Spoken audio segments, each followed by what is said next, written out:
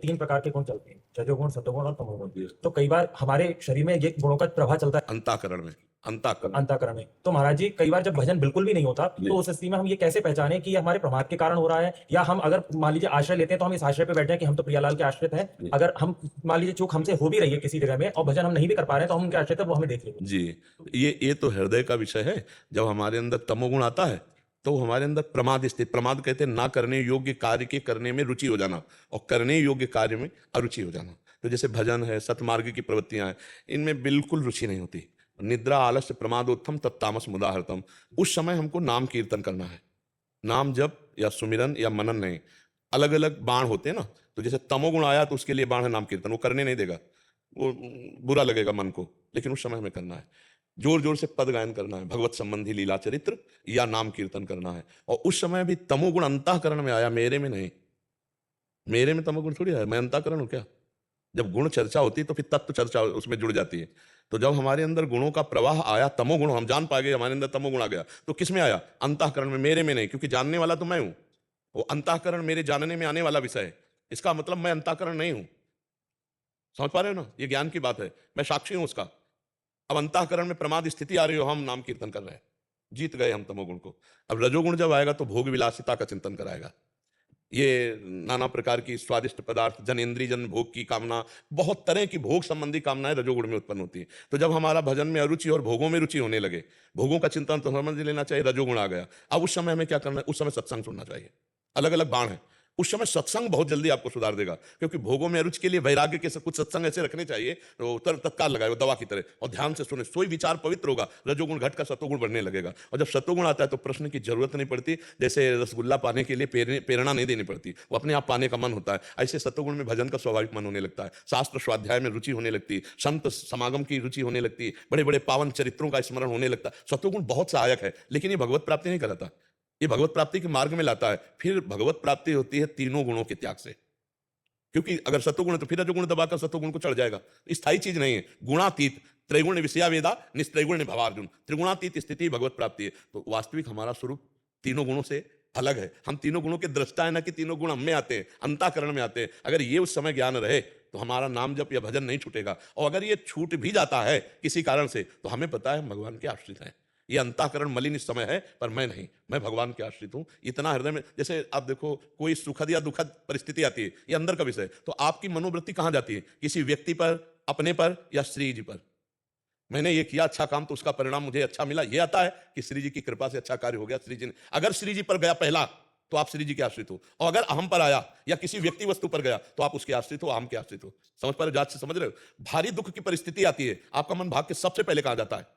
अगर किसी व्यक्ति के पास गया तो आप उसके आश्रित हो। अगर अहम से कि हम देख लेंगे तो आप अहम के आश्रित हो। अगर यह है कि श्री जी देख लेंगे, श्री जी तो देख रहे ना, तो श्री जी के आश्रित हो। अंदर का विषय। अगर हमारा मन अहम या किसी व्यक्ति वस्तु पर जाता है, तो हमें तत्काल अंदर से जलना है कि अभी भगवत आश्रित नहीं हुए। अगर भगवत आश्रित हुए होते तो सर्वप्रथम प्रभु के पास जाता। और भगवत भक्ति करते हुए भी भगवत आश्रय बहुत विलंब से होता है। ध्यान दीजिए, द्रौपदी जी भगवान की भक्ता हैं, दुशासन बाल पकड़ के घसीटता हुआ महल से ला रहा है, उनका विश्वास आश्रय 5 पति बलवान और सभा में बैठे हुए धर्म के महापुरुष है। लेकिन जब सभा में आती है तो 5 पतियों का आश्रय नहीं होता, टूटता है। फिर धर्मज्ञों का, भीष्मादि का आश्रय टूटता है, फिर अपनी भुजा का आश्रय, फिर अपने दांत का आश्रय, फिर देखा अब तो आखिरी में आश्रय गोविंद का हुआ। अब जहां गोविंद का आश्रय हुआ तो यहीं से वस्त्रावतार भगवान का हो गया। ये चूक हमारी बनी रहती है कि हम किसी न किसी वस्तु, व्यक्ति, स्थान, पद, प्रतिष्ठा, इनका आश्रय लिए रहते हैं। अगर वो अंदर से पहले ही पुकार भगवान के पास गई तो सिर्फ आश्रय भगवान का आपका है। और पूरा जीवन हमारी साधना आश्रय को ही पुष्ट करने में होती है। भागवत का 10वां जो है वो आश्रय ही है। अगर आश्रय पुष्ट हो गया तो भगवत प्राप्ति पक्की। हम यही सबसे कहते रहते हैं, आश्रय पुष्ट हो गया तो भगवत प्राप्ति पक्की। भगवत प्राप्ति किसी क्रिया से नहीं होती, आश्रय से होती है। और सारी साधनाएं आश्रय पुष्टि के लिए। नौवीं भक्ति जो है वो आत्मसमर्पण है। श्रवणम, कीर्तनम, अर्चनम, बंदनम, दास्यम, सख्य, आत्मनिवेदनम, जो भगवान का आत्मनिवेदन स्वरूप है, यही आश्रय है। श्रवणम, कीर्तनम, स्मरणम, विष्णुपाद सेवनम, अर्चनम, बंदनम, दास्यम, सख्य, आत्मनिवेदनम। ये जो आत्मनिवेदन 9दा भक्ति है, ये 8 भक्तियां उसकी साधन हुई।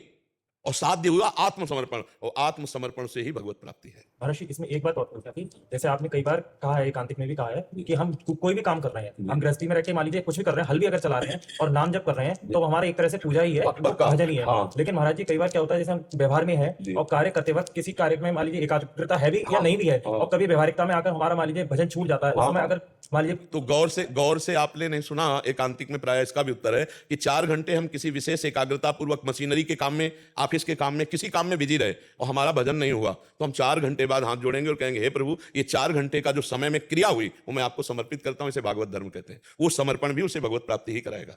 ये भी तो साथ में जुड़ा है ना। तो अब उस मान लो व्यापारी है तो 4 बातें कड़वी अच्छी भी हो सकती हैं, तो व्यवहार वार्ता की कर रहा है, लेकिन उसके अंदर जो लक्ष्य बन चुका है भगवत प्राप्ति, तो वो उस समय को जब समर्पित करेगा, स्वभाववश, संस्कारवश, अनेक जन्मों के संस्कारवश जो भी कार्य किया जाए वो परम पुरुष परमात्मा को समर्पित कर दिया जाए, तो भागवत धर्म बन जाता है। एकादश स्कंद में 9 योगेश्वर वर्णन करते हैं, उसमें पढ़ के देख लो। स्वभाववश, संस्कारवश, अहंकारवश जो भी क्रियाएं होती है, जब परम पुरुष परमात्मा को, नारायण को, हरि को अर्पित कर दी जाती है, तो भागवत धर्म हो जाता है। और कहीं नाम जप करते हुए और तब तो फिर समर्पण का क्या कहना। तो अब बिना नाम जप के भी समर्पित कर देने पर वो कर्म उसे भगवत प्राप्ति कराएगा। भगवान ने भी आदेश किया, यत करो, जो करो मुझे समर्पित कर दो। आपकी शरण में है, आपकी नहीं, हम सब प्रभु की शरण में हैं, हम सब प्रभु की शरण में हैं। कृपा से जो कुछ नाम जप चल पाता है चल। हाँ, नहीं ऐसा भाव रखो, पर हम सब भगवान की शरण में हैं। जो आपको संभाल रहे हैं वही हमें भी संभाल रहे हैं, हम सब उन्हीं के छत्र के नीचे नहीं। हाँ, हम आपकी लिफ्ट में है बस। हाँ, ऐसा मान लेते हैं लेकिन लिफ्ट में पावर तो कुछ और है, जो हमको भी ले चल रहा है, आपको भी ले चल रहा है दीपक जी